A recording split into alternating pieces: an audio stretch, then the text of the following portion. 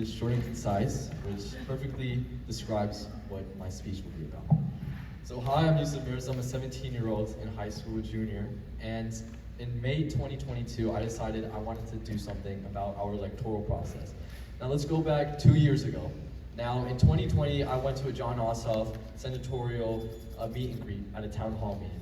And I listened to him talk about energizing voter turnout by mobilizing people to come and vote. Because the fact of the matter is, less and less people have been caring about voting and our electoral systems. And so fast forward to May 2022, I decided I wanted to take action against this. Because in a few years, in a few months almost, I would be voting as well. It would matter to me as well, and the electoral process would be in my hands. So in that month, I decided, why not educate our populace? See, I'm 17 years old, and I should have no part of this since I'm not eligible to vote. However, this is my future that's going to be dependent on my actions. And so I decided, why don't I get my classmates to be concerned about this? So that's what I did. In the following months after May, I had a goal, the December and November election dates. Now, in November, that's what I set my deadline as. And I said, by November, we're gonna reach the communities of my city, as well as cities across Georgia. And that's exactly what we did. Now, using my connections, my networking skills, as well as interests of other students of the electoral process, we were able to get 6 different schools across the state in 3 of the most populated counties in Georgia. And we were able to get hundreds of students involved. Now, my team of 30 students, we were able to devise a simple yet effective strategy in order to connect our representatives to our constituents to inform us about elections. Now, GEO stands for Georgia Election Educator Organization. Now, that one word, educator, I think is the most important part of the entire organization, because without it, there would be no part and no point of it. So what I did was, I interviewed these politicians. I interviewed our elected officials. I also interviewed the candidates that we would be voting for in November. And I asked them one simple question. Why should we vote in elections? Why does it matter to us? What is the point of these elections? And I had these intricate conversations with them. Sometimes they would last 5 minutes, sometimes it'd be an email correspondence, and then sometimes they'd be an hour long. And I remember staying up long nights trying to transcribe all of those interviews that I had with them. And I would read over the notes and I'd think, there's really a disconnect between our representatives and constituents. Because when you listen, you ask anyone, any constituent that you have in Georgia, in any of the counties, a random person, you ask them, have you ever given a second thought about going to the ballot?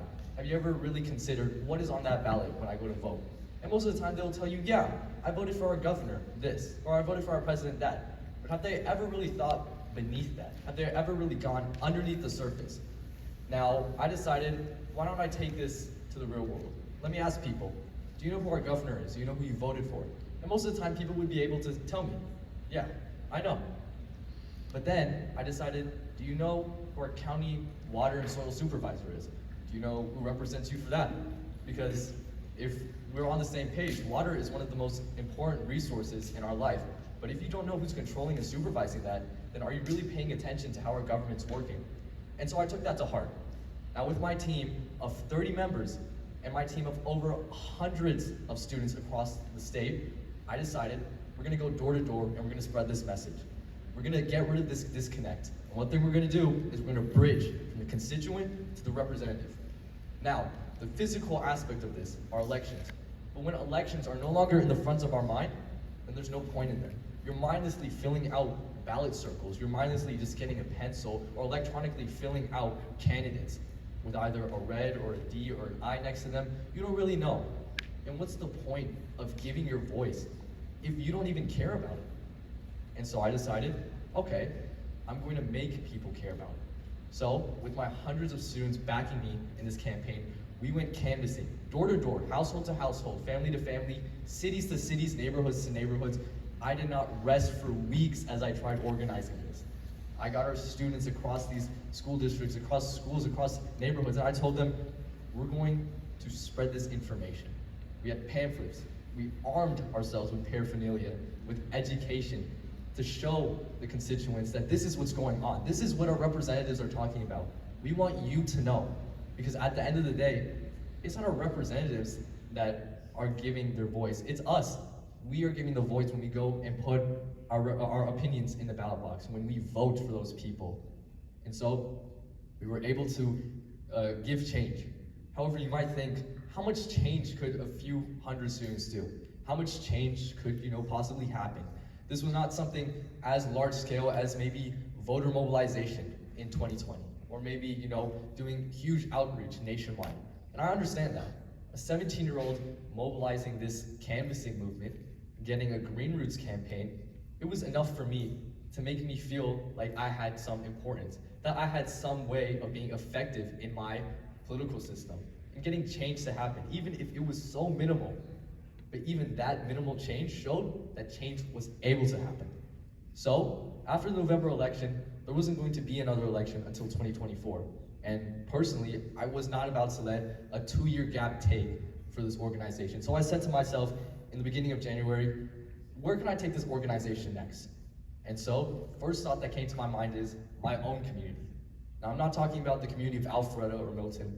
I said my Muslim community, the community that I grew up on, either living in South Carolina or Baltimore or Alpharetta. One community that always stood behind me was the Muslim community. And so I said, I want to give back. I want to educate my community. I don't want to just sit back and let them continue as they are, sitting idly as I watch them lose interest in our electoral process. Because to be honest, so many communities are marginalized. So many communities are underrepresented politically. And I said, if I can make change statewide, just so minimally, what can I do for my own community? I can enact change on a large scale. And so, starting in March, I started reaching out to organizations. The Georgia Muslim Voter Project, CARE Georgia, Iman Atlanta. I reached out to all of these organizations and I told them, this is my story. I'm Yousuf Mirza, a junior in high school, and this is what I've done.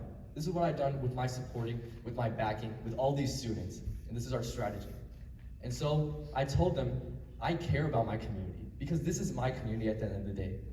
Other people aren't going to care as much, because they're not Muslim.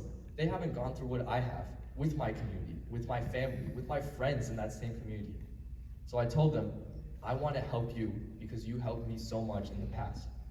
And so, in the beginning of March, I was able to set up meetings with all of the head campaign organizers for all of these organizations. And I'm happy to tell you that in the following months from March, I will be setting up tens of events in community halls, in town halls, in mosques, in places of worship with these members. And alone with Georgia MVP, last year they were able to register thousands of Muslims. And so I want to spread that. I want to raise more awareness. In fact, not even 1,000, I want to register 2,000 Muslims this year. Because with my backing, with my strategy, I know change is able to happen. I know change is capable. It only starts with an idea. And when change might be so minimal, when we might think that something is so small, just remember, it's better than nothing. Because at the end of the day, I could have sat back. I could have not cared. And maybe nothing would have happened. Maybe something would have. But at least I know I put in the work and I was able to bring change to my community and to my state. And so I hope in following months, with other support as well, I'll be able to bring monumental change to the people that I love and cherish, as well as to the system that I so fully support and believe in. Thank you so much.